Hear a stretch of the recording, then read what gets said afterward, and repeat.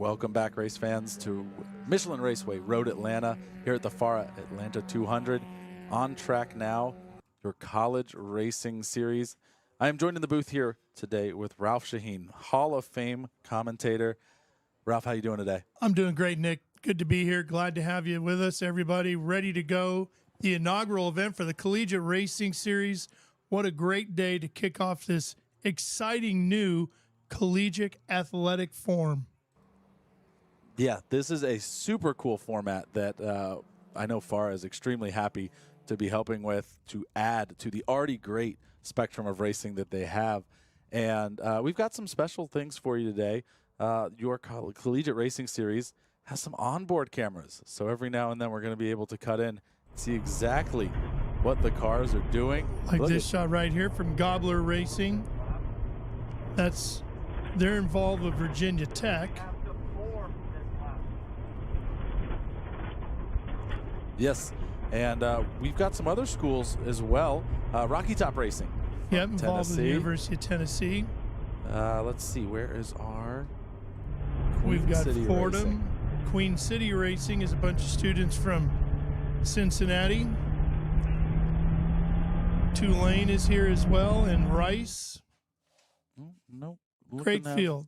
Having some issues with the camera for our Tulane car, but we'll continue on. Here comes the field down the hill to our far right. Looking for the green. Green flag, and we're underway. The inaugural race for the Collegiate Racing Series is underway, and Rocky Top jumps out to the early lead as we head down to turn number one. Fanning out too wide, battle for third. Rocky Top, then Gobbler slides into second with Riley Haig behind the wheel of the Gobbler Racing entry. Great start there for Rocky Top. They were able to jump out ahead, and now as they head up the hill, it's going to be a matter, can Rocky Top stay ahead?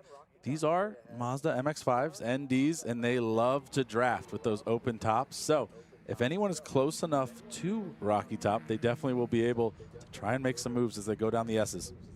With Rocky Top, it's Jacob Mink behind the wheel of car number 98. That's our race leader. Now, you have to understand that some of these students have some pretty darn good racing experience. Some of them getting their first racing experience here today at Michelin Raceway Road Atlanta. Yeah, there's a great variety there, and it just shows how adaptive the program is to allow so many different students to be able to compete in racing and get this experience. So now we're going to see who's figured out the best horsepower out of this Mazda as they storm out onto the backside of the racetrack here. Michelin Raceway Road Atlanta down that long backstretch. Yeah, they're starting to group up a little bit. You can see the draft really in effect there. Was that Gobbler Racing that came through in second? Gobbler should be holding down second place with Riley Haig. Rocky Top still out in the lead. Gobbler running in second. It looks like Tulane holding down fourth as they come down the hill here in front of us. So it's Rocky Top, Gobbler.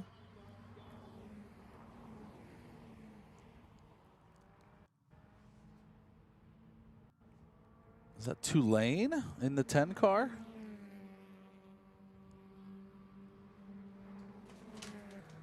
Might be. They work their way up towards turn number one. No, Tulane is a black paint scheme, so that's not Tulane. Well, as timing and scoring gets us all sorted out, we will definitely be able to figure out a little bit better for you.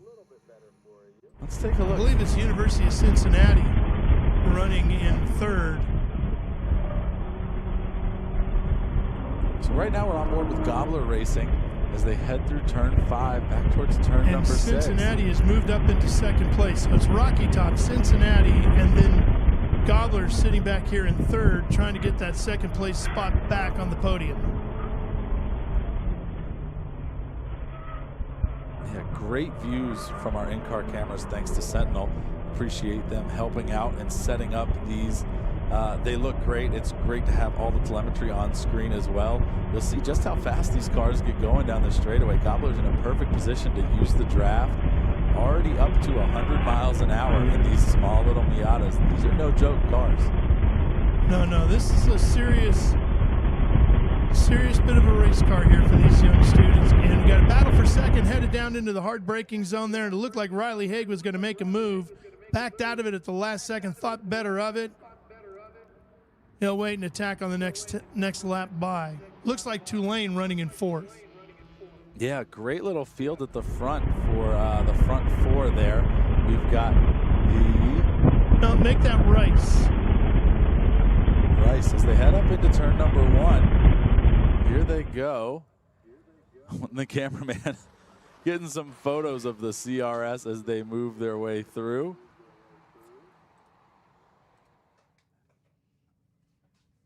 And working up the hill, turns 3 and 4. Here they go. Down into the S's. Starting to see the front three move away a little bit. We said that was Rice in fourth there as they are starting to fall back, but the front three nose to tail, big wiggle from the 88 car. Let's get on board with Queen City Racing and see what they're looking at. Oh, that's not the right one. That looks like it. There it is. This is your third place car here. That's a great onboard shot.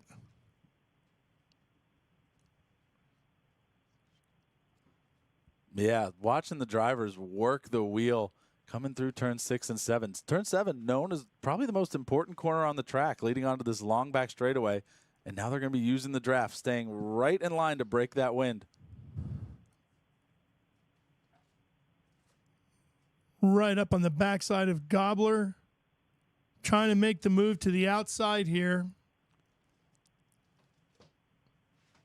And we have a 3-car battle for the lead.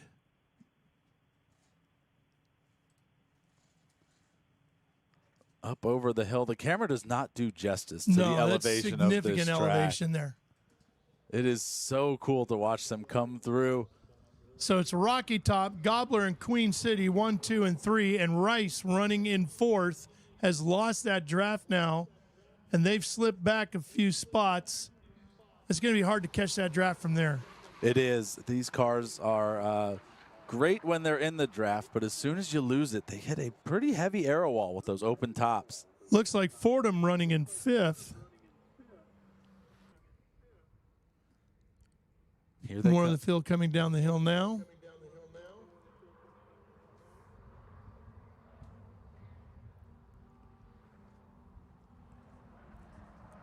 And Rocky Top looks to have had a great run through turns 3 and 4. They're opening up a little bit of a gap now from second and third. We'll see if... There's the green wave of Tulane coming past. Trying to change that green wave to a checkered wave if they can find some speed here. Work their way up a little bit more.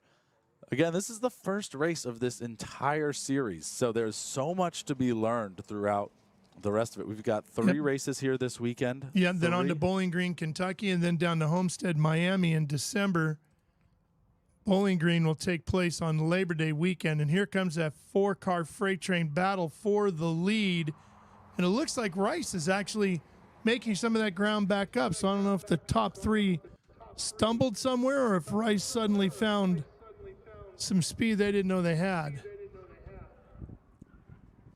And as that, it looks Gobbler racing up the inside, coming up over the hill. So this time by, we could have a new leader as they come almost 3 wide down the hill. Oh, great battle for the lead. Headed down to turn number 1, all 4 cars right in the thick of things. It's basically start formation as they're side by side by side by side.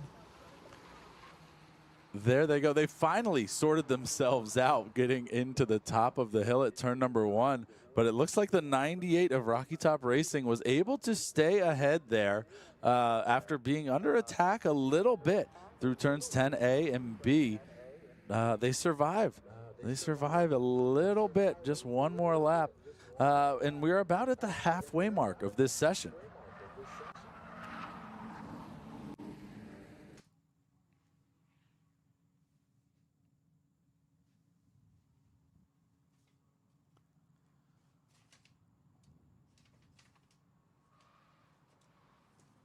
They head through turns 6 and 7 on the back side of the track. Turn 7, that's where we saw the Gobbler Racing team and Queen City Racing get great runs out of here and use that draft to kind of come after and attack Rocky Top. Let's see if they're able to do it again. These open top cars love to be in line and have that aero brake in front of them, something moving the air out of the way. Can it happen again as they come through turns 9? And now down into turn number 10.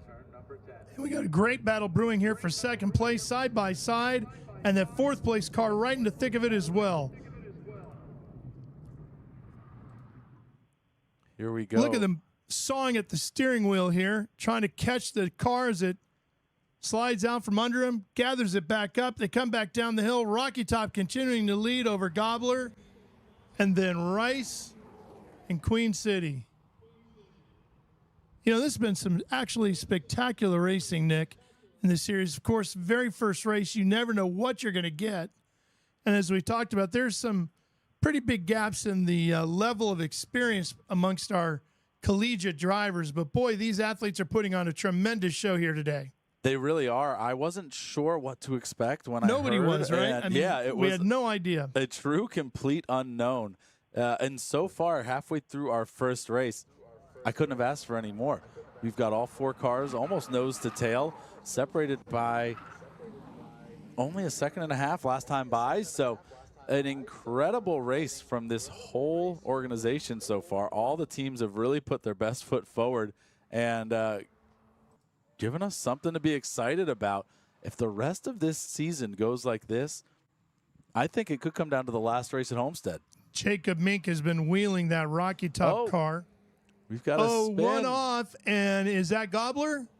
It does look like it. The Gobbler car of Riley Haig, yes. Unfortunately, yep, that's Riley, who has been doing a great job holding down second place. And he's back on, so looks like he's going to slip to fourth, and I don't think any further back than that. Riley Haig has been driving that Gobbler car.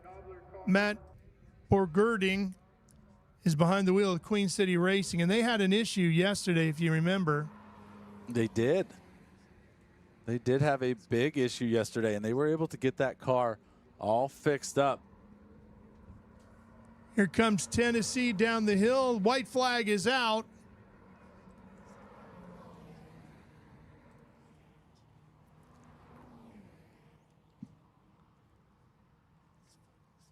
Yeah. And so Rocky Top takes the white flag, and they are going to be heading onto the last lap for a chance at the first win in the College Racing Series. We're going to follow them around on track all the way through.